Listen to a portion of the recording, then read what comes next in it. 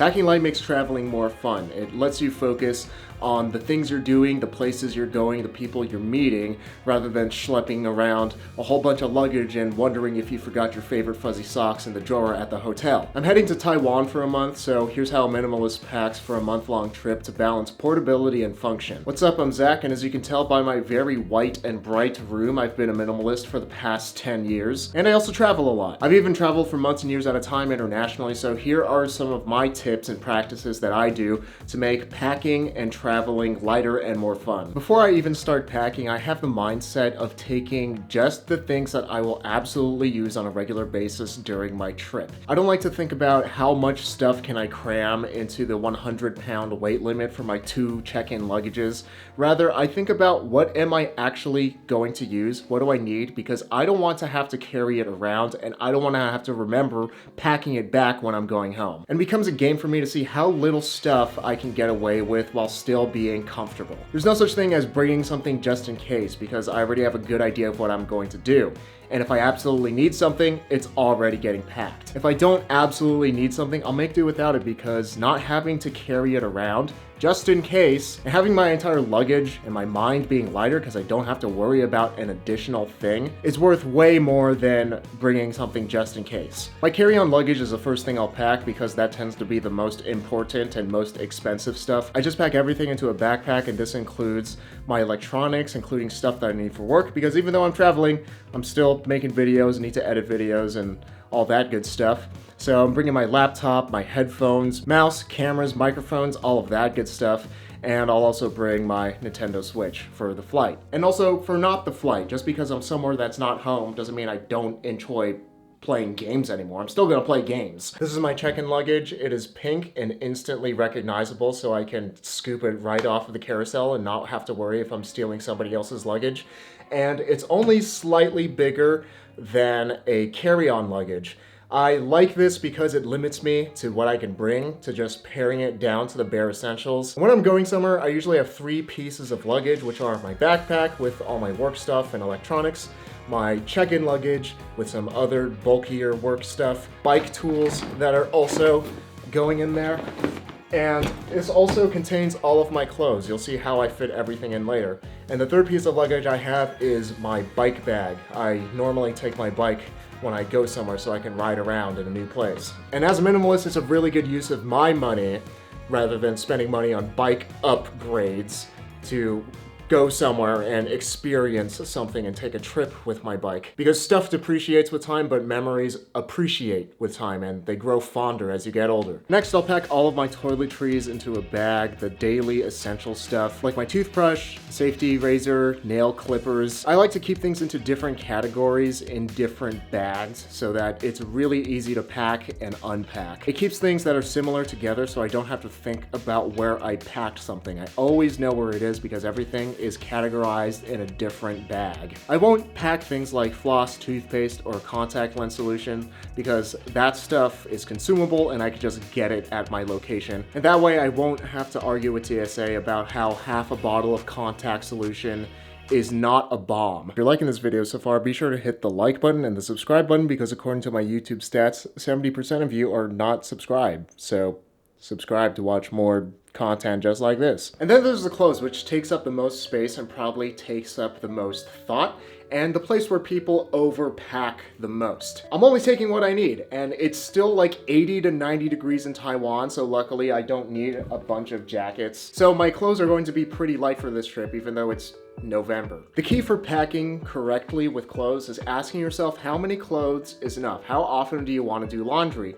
And the more often that you can do your laundry, the less clothes that you can take. I like to do laundry once a week, and I hand wash my clothes in a Scrubba tactical wash bag. You just fill this up with soap and water and scrub your clothes all around, hang to dry, and that's my laundry for the week. The less frequently that you do laundry, the more clothes you're going to have to take. So whether it's 1 week, which is pretty minimal, you could even go more minimal and do something like 3 days, which is something I've tried, but I found it very inconvenient because I was just always doing laundry and waiting for my underwear to dry. 2 weeks of laundry is less minimalist, but still healthy and manageable.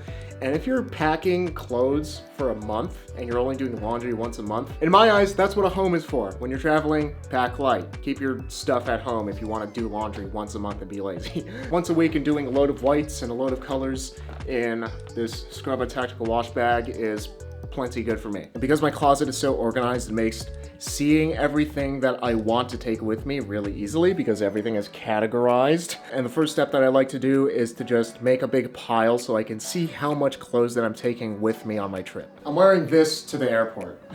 It's just too hot right now to wear it.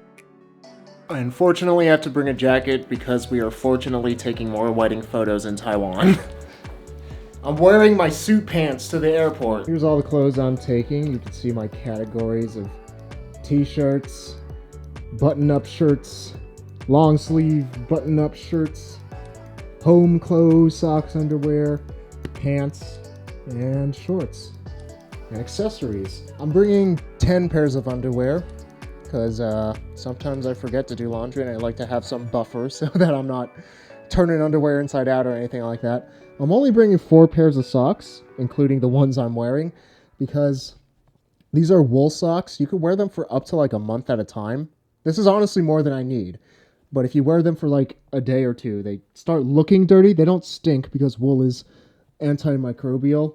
But 4 socks I found is a good compromise. A lot of minimalists and light travelers like to preach the benefits of merino wool. And I've used a lot of merino wool, but I would say socks are the best merino wool item. The rest of my t-shirts are cotton because like they're white. They're going to look dirty after I sweat in them and my skin gets on them. So regardless if it stinks or not, whether it's merino wool and it doesn't stink or it's cotton and it stinks a little more, like I'm gonna wash it anyway. So cotton is just fine. I have like 7 t-shirts. How much is it? 1, 2, 3, 4, 5, 6, 7, 8 t-shirts because I bike and I'm a very sweaty person, and after I wear it once, I'm gonna wash it. And then I'll be wearing 3 pairs of shoes. I'm gonna wear my New Balance to the airport because they're just easy slip on and off and they're super comfortable. Bringing a pair of boots because it does rain quite a bit in Taiwan. And then loafers for taking some, oh my gosh, they're so dirty.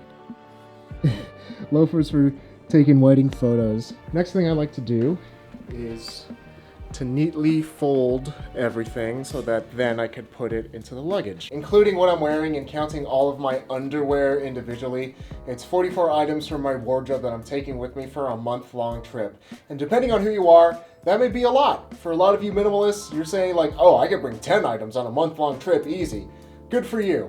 I like to wear different things. I like to look nice in the pictures when I go on a trip, and I like to wear the clothes that bring me joy. And it's kind of a lot if you're a minimalist. I don't like wearing gray or black t-shirts every day. I like color, I like variety. I like being able to make outfits with my wife so that we're coordinated and looking sharp. But for most of you, this is going to look like a very small amount of clothes, and that's the point. This is all I need. I could comfortably take less stuff, but this is what I'm comfortable with taking so that I have enough variety for everything that I'm going to do and to look as nice as I want to. I also like to travel light with the things in my pocket, so I'll only take 4 things with me to the airport in my pockets, which are my phone, my wallet, my passport, and a pen so that I can easily fill out an immigration card when I get to my destination. Pro tip, the pen is super important. It saves so much time and lets you get through immigration so much faster. This half of the luggage will be my bulky stuff, my work stuff, my toiletries, and then this half of the luggage will be my clothes. I promise you it will fit.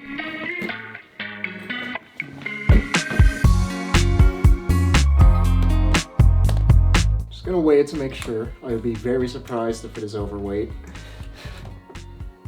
Yep, I am good. Now that this is not quite carry-on sized luggage, minimalists are always packing their lives into carry-on sized luggages, and I don't get it.